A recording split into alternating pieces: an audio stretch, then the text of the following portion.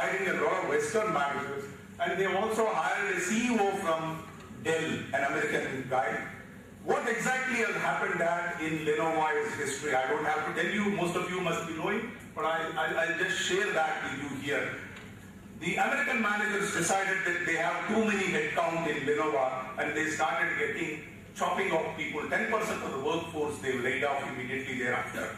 And the marketing headquarters was shifted to Bangalore because the Americans thought the Chinese need for harmony is too much. They are not individualistic, they are group focused, so they thought the Chinese way of doing business is not the right kind of business.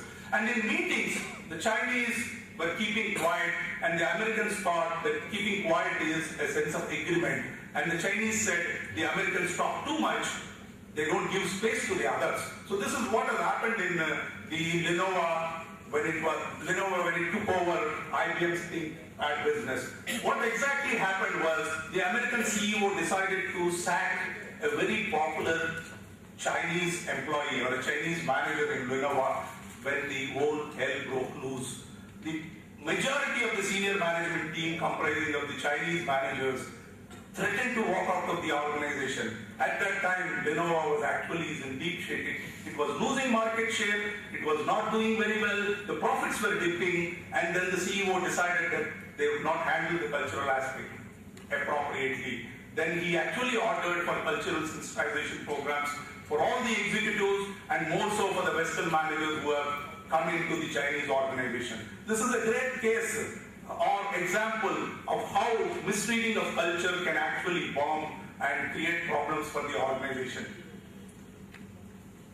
What is the success story that we have?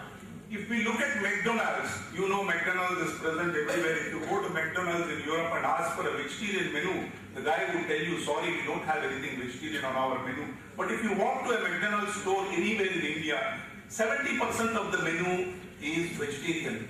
So what is the ability of McDonald's to actually thrive in a global business scenario?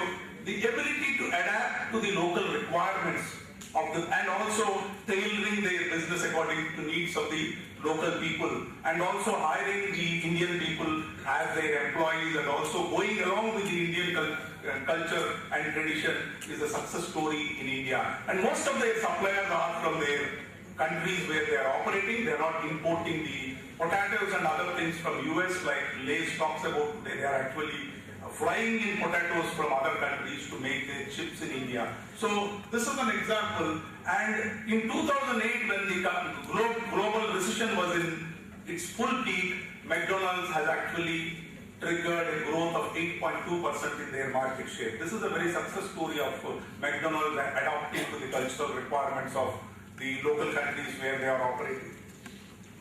This is actually talking about here.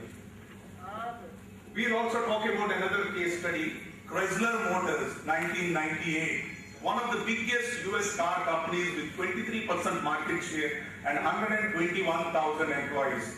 On the other hand, we have Mercedes, owned by Daimler. This is a company which was known for making the most luxurious cars in the world. They have 1% of market share in the US. The CEO took over Apollo in the year 1989. Apollo computer hardware was being supplied by HP, by HCL, I'm sorry. By that time, HCL was an up-and-coming organization in India. HP was a well-established brand all across the globe, and HP thought we should forge an alliance with HCL to provide the hardware support.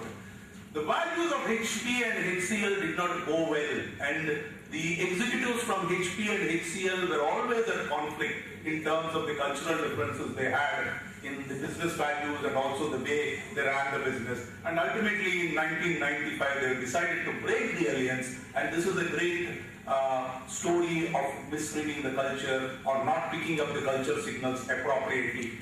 The Godrej and Procter Gamble's divorce in 1996, just 4 years after they've come together. Procter & Gamble thought Godrej has got a lot of manufacturing units in India, they've got the distribution network, and then they came together. The marriage was never actually happened. It's the the Procter and Gamble's culture was different, the Godrej's culture was different, and the alliance never took off, and ultimately they broke with some serious disenchantment from both the sides. So what exactly is culture? I don't have to talk about what exactly is culture. It's the way we are actually. In fact, so many people were talking in the morning, the way we believe, the way we think, and the way we act is the culture. So I will not take much time on talking about what is culture. I'll quickly take you to the iceberg model of culture which we all work actually. What exactly is visible is the tip of the iceberg. That is the way we dress, the food habits, the language, and also the way we have our own customs and what is visible to the people around us. What exactly is invisible is much more than what is visible here. The beliefs, values, philosophy, the mythology. In fact, I was watching with a lot of interest a video by a gentleman called Devadatta Patnaik. I don't know how many of you know him. He is the chief belief officer of the Future Group. So I would encourage you to look at that video. It's on the YouTube. It's on TED Talks actually. So he talks about the differences between Eastern and Western cultures. The Western culture, they believe in linear thinking. They can do one thing at a time. They need a lot of planning. But the Eastern culture like India, we are multitasking. What we do is we try to do 10 things at a time. We handle a lot of ambiguity. Some uncertainty is the way of life, and we are very, very comfortable dealing with all these uncertainty. Put a Western manager in that kind of a scenario, and he would not be able to perform. So it actually goes back to our mythology. In fact, in TED Talks, Devadatta Patnaik actually relates this very well to the mythology. So what is good, what is evil, what are the shared beliefs, values, the countries, climatic conditions and geography, all these play a very, very important role. Why are the Japanese need a lot of consultation and agreement, consensus when they take the decisions? Why Americans are very, very individualistic, to actually go back to their mythology and history and the kind of folk tales and folklores they go through as children.